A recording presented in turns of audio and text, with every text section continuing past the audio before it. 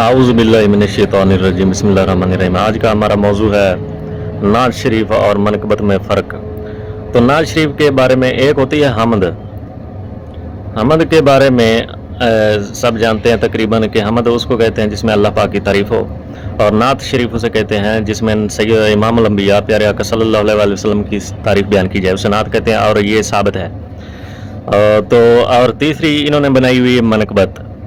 अब ये कहाँ से आई, कैसे आई, इसका ये दलील नहीं देते। इसकी दलील अगर देते हैं तो वो ये देते हैं कि नबी पाक सल्लल्लाहु अलैहि वसल्लम की बारगाह में हज़रत हसन बिन साबित रज़ी अल्लाह ताला अन्हु आप सरकार आपकी शान में तारीफ़ी अशार पढ़ते थे, तो वहाँ से नात शरीफ बनी। तो इस बात पर आपने गौर करना है कि प्यारे आका सल्लल्लाहु अलैहि वसल्लम 1.25 लाख अंबिया में से हमारे नबी सल्लल्लाहु अलैहि वसल्लम को अल्लाह पाक ने ये एजाज़ बख्शा, ये उनकी अल्लाह पाक ने शान बनाई, एजाज़ बख्शा कि उनकी तारीफ़ बयान की जाए, उसे नात कहते हैं। ये साबित है। तो जो खुसूसियत इमामुल अंबिया महबूब खुदा सल्लल्लाहु अलैहि वसल्लम के लिए ख़ास थी, इन लोगों को कैसे हासिल हो गई?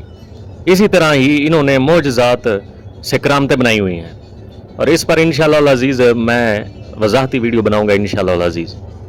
जो खुसूसियत 1.25 लाख अंबिया में हमारे नबी को हासिल थी, इन्होंने उसको अपने लिए कैसे दलील बना लिया। ये जो अपनी मनकबतें पढ़ाते फिरते हैं, अपनी तारीफ़ें करवाते फिरते हैं, मनकबतें बनाई हुई हैं तरह तरह की इन्होंने, और महफिलों में मजलिसों में जगह जगह पर ये पढ़ते पढ़ाते हैं, और इतने लंबे लंबे लक़ब इन्होंने लगाए हुए हैं।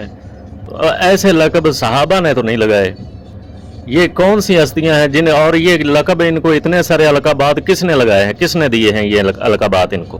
सिर्फ अल्लाह पाक तो ये फरमाता है कुरान पाक में कि अपनी परहेजगारी के दावे ना करो, अल्लाह खूब जानता है कि तुम में से परहेजगार कौन है। तो अंबिया के बाद जो सहाबा किराम थे, उन्होंने तो वो तो अशरा मुबशरा, उनको तो उनके बारे में तो जन्नत का भी फैसला आ गया।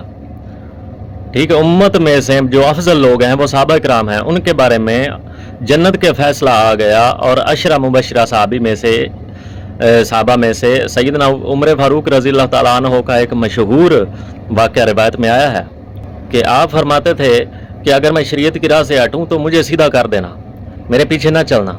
वो तो इस कदर खौफ खुदा रखते थे और ख़ुद कहते थे कि हमें सीधा कर देना।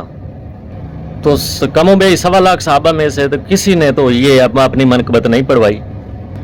जिनको जन्नत की बिशारतें मिली हुई थी, जो उम्मत में अफजल तरीन लोग हैं, उन्होंने तो अपनी मनकबत नहीं पढ़ाई।